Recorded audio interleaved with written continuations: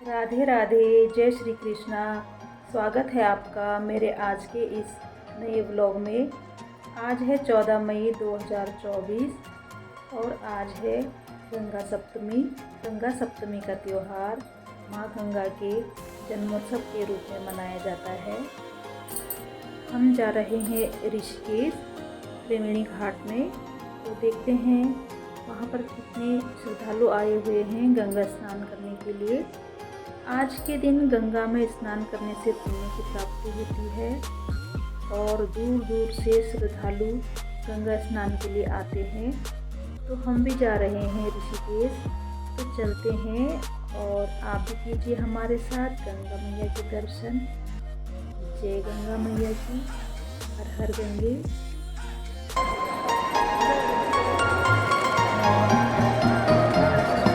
हमारी तरफ से आपको और आपके परिवार को गंगा सप्तमी की हार्दिक शुभकामनाएं। माँ गंगा का दिव्य जल आपकी आत्मा को शुद्ध करे और आपके जीवन में सुख और समृद्धि लाए। हर हर गंगे। तो अभी हम पहुँच गए हैं त्रिवेणी घाट ऋषिकेश और यहाँ पर हो रही है बहुत ज़्यादा भीड़। यहाँ पर झांकियाँ जा रही हैं, ये किस चीज़ की है नहीं पता, तो चलो आगे चलते हैं।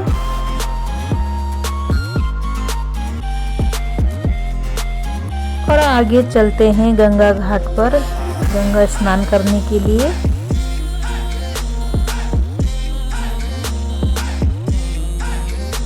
तो पहुँच गए हैं हम त्रिवेणी घाट पर और यहाँ पर बनी है माँ गंगा की बड़ी सी मूर्ति और बगल में है श्री कृष्ण अर्जुन के साथ रथ पर बैठे हुए, जो कि देखने में बहुत ही खूबसूरत लग रहे हैं। और इस तरफ है आरती स्थल, जहाँ पर बैठकर आरती होती है।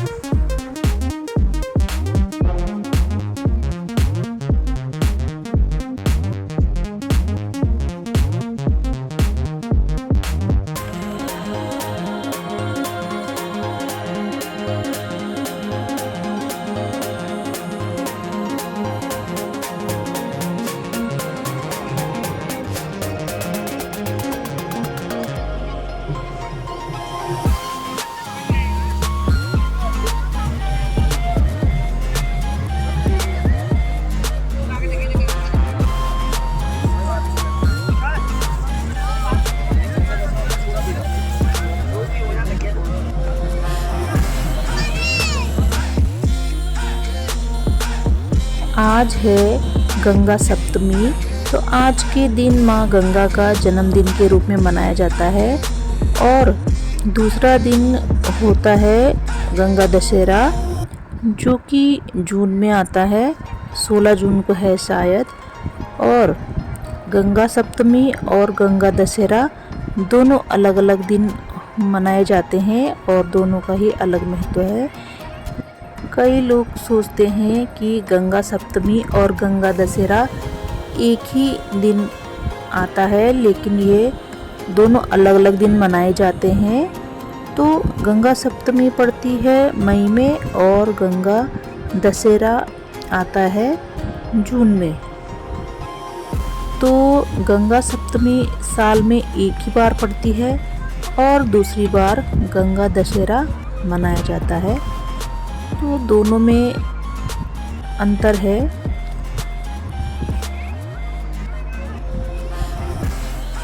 तो पहले जानते हैं गंगा सप्तमी के बारे में। गंगा सप्तमी का त्यौहार माँ गंगा के जन्मोत्सव के रूप में मनाया जाता है, तभी इसे गंगा जयंती के नाम से भी जाना जाता है। पौराणिक कथा के अनुसार गंगा सप्तमी के दिन माँ गंगा ब्रह्मदेव के कमंडल से जन्मी थी। मान्यताओं के अनुसार जब ब्रह्मा जी ने सभी को राक्षस बलि से मुक्त कराने के लिए भगवान विष्णु के पैर धोए, तो उस जल को अपने कमंडल में भर लिया था। बाद में इस जल से गंगा नदी की उत्पत्ति हुई थी। माना जाता है कि गंगा को धरती पर लाने का प्रयास राजा भगीरथ ने किया था। उन्होंने कड़ी तपस्या की, जिससे गंगा मैया धरती पर आने के लिए तैयार हो गई, लेकिन गंगा की जलधारा इतनी तेज थी कि उसके धरती पर आते ही प्रलय आ सकती थी। तब भगवान शिव ने गंगा को अपनी जटाओं में धारण किया।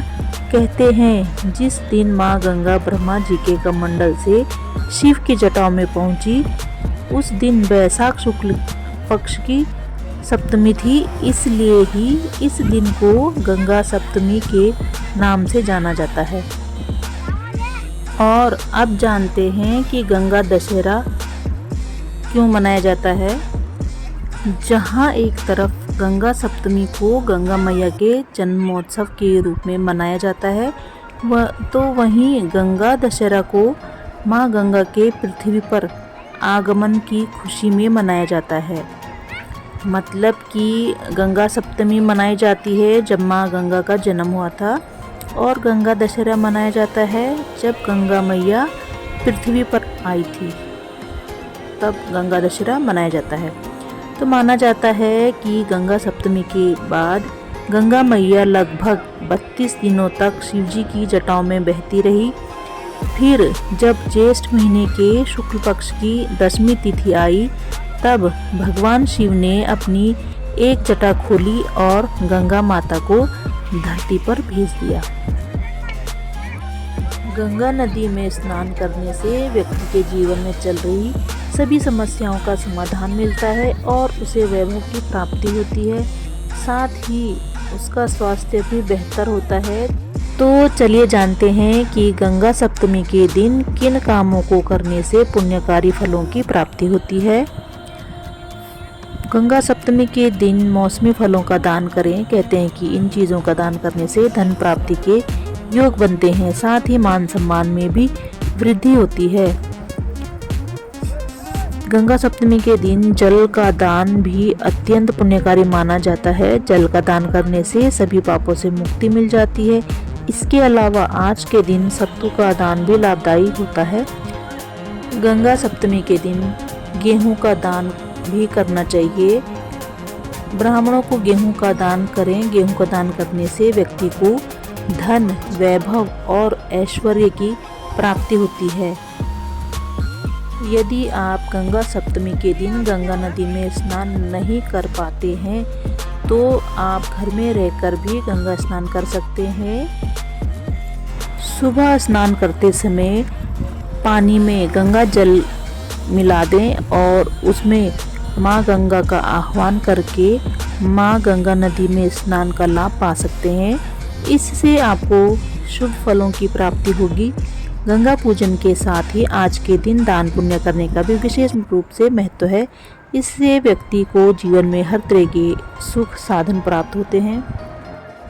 इस दिन गंगा में स्नान करने से अशुभ ग्रहों के कुप्रभाव में कमी व सकारात्मकता का वास भी होता है।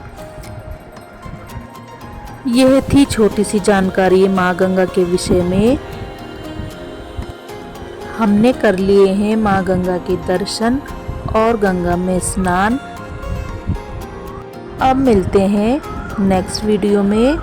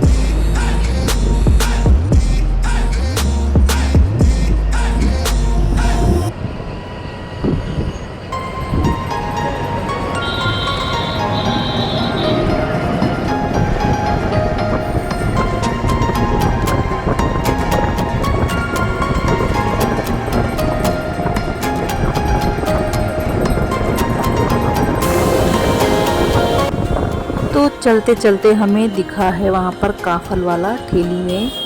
तो काफ़ल हमने ले लिए हैं, बहुत महंगे मिले हैं, 400 रुपये किलो। मुझे पसंद है इसलिए मैंने ख़रीदे, और खाने में थोड़े खट्टे हैं और थोड़े से मीठे। काफ़ल मिलते हैं उत्तराखंड में, जो कि खाने में बहुत ही टेस्टी होते हैं।